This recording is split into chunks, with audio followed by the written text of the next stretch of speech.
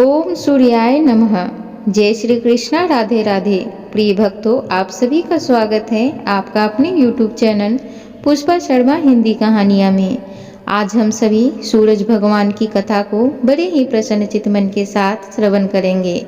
आप सबसे निवेदन है कि वीडियो के अंत तक बने रहें और पूरी कथा को जरूर श्रवण करें। आप सबसे एक और निवेदन है कि कृपया चैनल को जरूर सब्सक्राइब करें, वीडियो को लाइक भी करें। तो चलिए सूर्य देव के चरणों का स्मरण करते हुए कथा को श्रवण करते हैं। एक साहूकार था, उसका कोई बच्चा नहीं था। एक दिन वह सुबह के समय घर से बाहर गया तो उसने देखा कि एक किसान खेत में दाना डालने जा रहा था। साहूकार को देखते ही वो वापस लौट गया और बोला कि आज तो शगुन अच्छा नहीं हुआ। जब साहूकार ने यह सुना तो उसका मुख उतर गया। घर आने पर उसकी पत्नी ने पूछा कि आज क्या बात है। साहूकार ने सारी बात बताई तो पत्नी बोली, आज चिड़िया आई तो वो भी बोली बच्चे नहीं हैं तो दाना कहाँ से मिलेगा, कहकर उड़ गई। साहूकार को क्रोध आया। उसी दिन वह सूरज भगवान की आराधना करने लगा। 12 वर्ष बीत गए। तब सूरज भगवान ने सोचा कि यदि भक्त की पुकार नहीं सुनी तो भगवान को कोई नहीं मानेगा। सूरज भगवान को दया आई।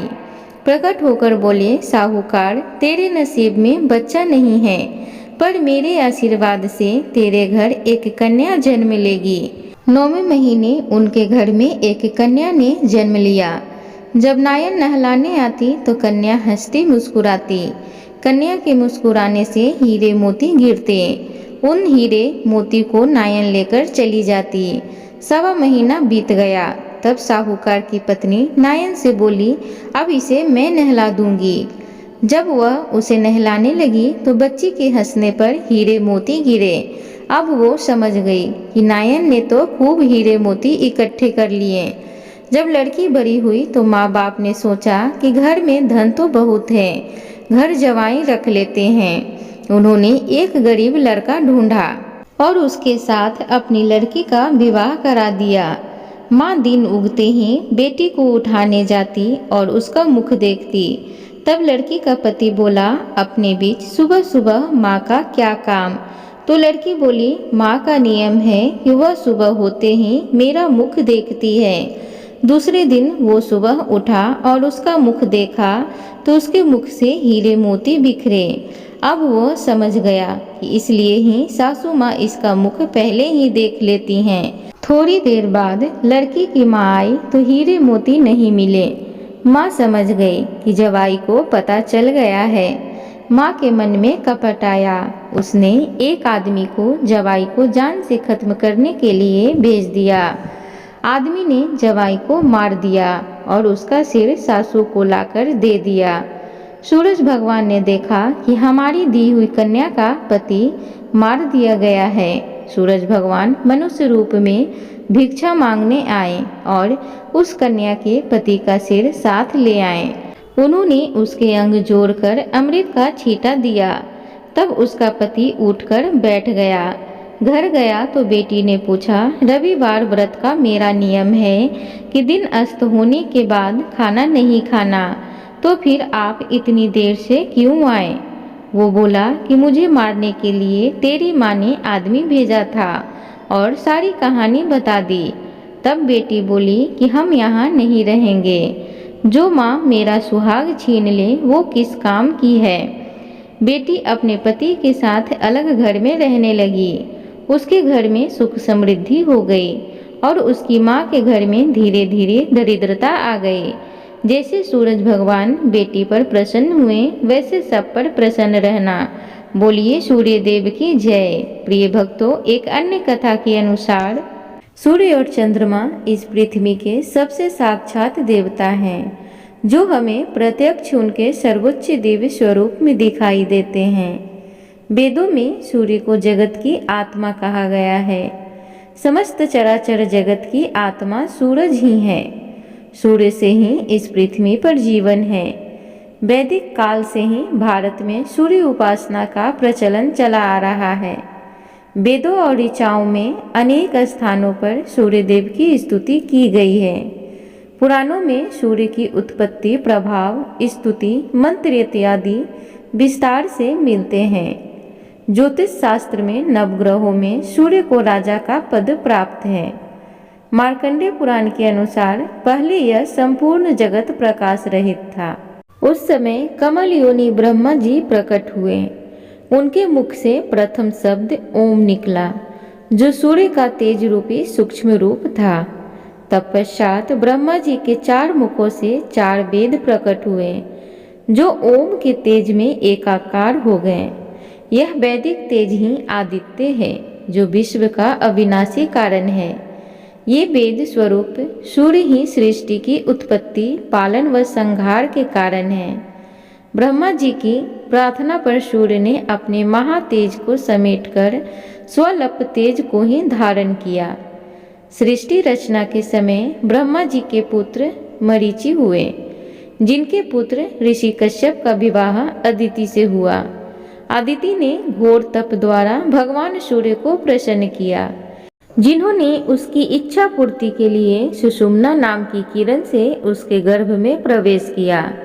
गर्भ अवस्था में भी अदिति चंद्रयान जैसे कठिन व्रतों का पालन करती थी।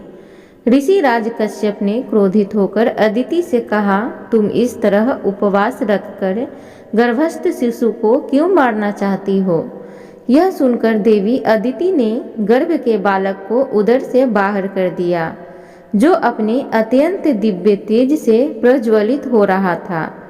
भगवान सूर्य शिशु रूप में उस गर्भ से प्रकट हुए। अदिति को मारीचम अंडम कहा जाने के कारण यह बालक मार्तंड नाम से प्रसिद्ध हुआ। ब्रह्म पुराण में अदिति के गर्भ से जन्मे सूर्य के अंश को विवस्वान कहा गया है। प्रिय भक्तगणों, तो इस प्रकार सूर्यदेव की उत्पत्ति की कथा थी। अब हम सब सूर्यदेव में आस्था रखने वाली एक बुढ़िया माई की बड़ी ही रोचक कथा को श्रवण करेंगे। तो चलिए कथा सुनते हैं। रविवार व्रत की पौराणिक कथा के अनुसार प्राचीन काल में एक बुढ़िया रहती थी। वह नियमित रूप से रविवार का व्रत करती। रविवार के दिन सूर्योदय से पहले उठकर बुढ़िया स्नान आदि से निवृत्त होकर आंगन को गोबर से लीपकर स्वच्छ करती। उसके बाद सूर्य भगवान की पूजा करते हुए रविवार व्रत कथा सुनकर सूर्य भगवान का भोग लगाकर दिन में एक समय भोजन करती। सूर्य भगवान की अनुकंपा से बुढ़िया को किसी प्रकार की चिंता एवं कष्ट नहीं था। धीरे धीरे उसका घर धन्य धान्य से भर रहा था। उस बुढ़िया को सुखी होते देखकर उसकी पड़ोसन उससे जलने लगी। बुढ़िया ने कोई गाय नहीं पाल रखी थी, अतः वह अपनी पड़ोसन के आंगन में बंधी गाय का गोबर लाती थी। पड़ोसन ने कुछ सोचकर अपनी गाय को घर के भीतर बांध दिया। रविवार को गोबर न मिलने से बुढ़िया अपना आंगन नहीं लीप सकी। आंगन न लीप पाने के कारण उस बुढ़िया ने सूर्य भगवान को भोग नहीं लगाया और उस दिन स्वयं भी भोजन नहीं किया। सूर्य अस्त होने पर बुढ़िया भूखी प्यासी सो गई।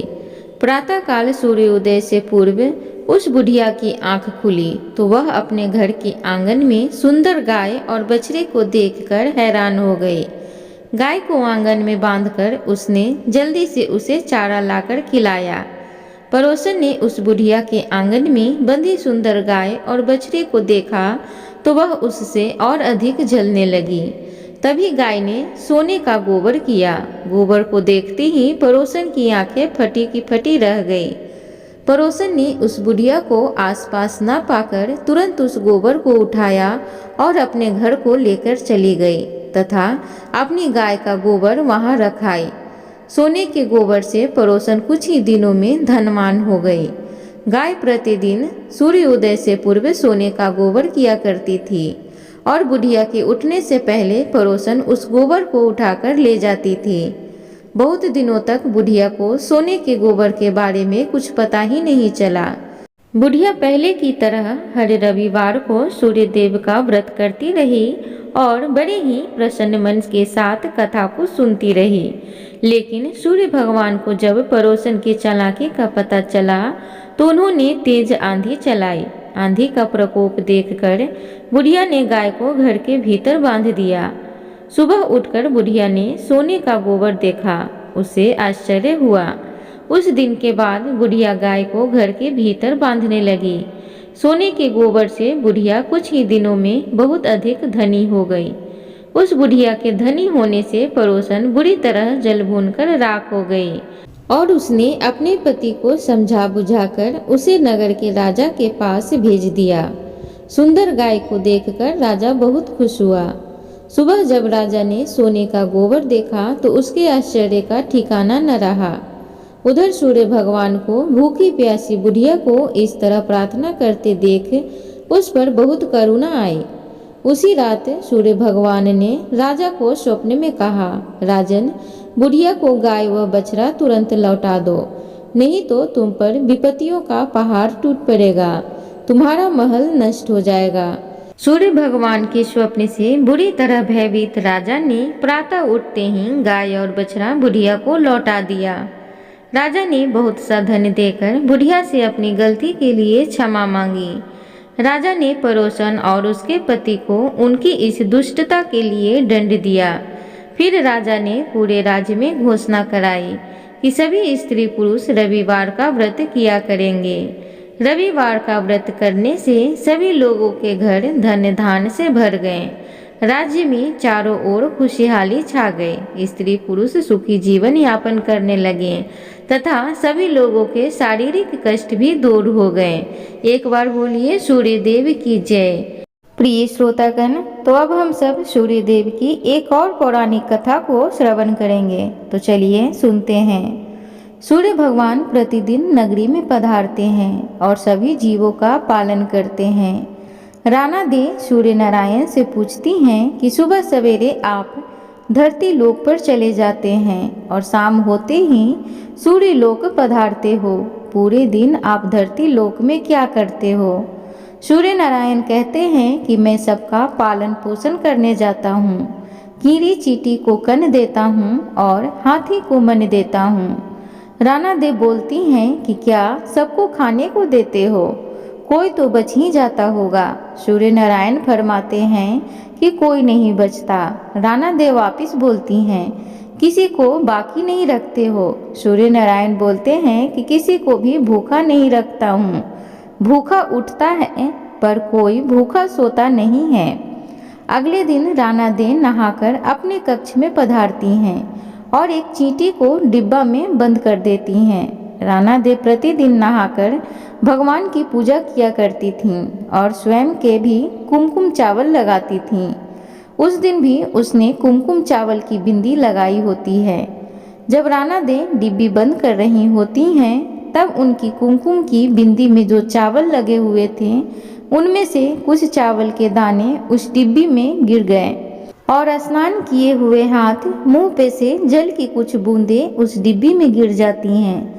राणा दे को पता नहीं चला कि डिब्बी में चावल और पानी भी चला गया है और राणा दे डिब्बी बंद कर देती हैं। राणा दे सोचती हैं कि आज सूर्य नारायण को बताऊंगी कि देखो ये चींटी तो भूखी बैठी है। जब शाम को सूर्य नारायण पधारते हैं तो राणा दे बोलती हैं कि सूर्य नारायण, आप तो कह रहे थे कि आप किसी को भूखा नहीं रहने देते। सूर्य नारायण बोलते हैं कि हाँ, मैं सही बोलता हूँ, मैं किसी को भूखा नहीं रहने देता। तो राणा दे बोलती हैं कि देखो ये चींटी जो डिब्बी में बंद है वो तो सुबह से भूखी है। यह सुनकर सूर्य भगवान राणा दे को कहते हैं कि आप डिब्बी तो खोलो। राणा दे जैसे ही डिब्बी खोलती हैं तो क्या देखती हैं कि चींटी के मुंह में चावल के कण हैं और डिब्बी में पानी की बूंदें भी पड़ी हुई है। राणा दे को अपनी आंखों पे विश्वास नहीं होता है। वो सोचते हैं कि हम तो यही सोच रहे थे कि चींटी भूखी होगी, डिब्बी बंद कर रही थी तब तो इसमें कुछ भी नहीं था। राणा दे हार मान लेती हैं और सूर्य नारायण भगवान से कहती हैं कि मैं मान गई कि सभी को पूर्ति आप ही कर सकती हो। एक बार सब मिलकर बोलिए सूर्य नारायण भगवान की जय। प्रिय भक्तगणों, तो उम्मीद करूंगी आज की कथा आप सबको अच्छी लगी हो। तो कृपया चैनल को लाइक शेयर सब्सक्राइब जरूर करें। कमेंट बॉक्स में ओम सूर्याय नमः जरूर लिखें। धन्यवाद।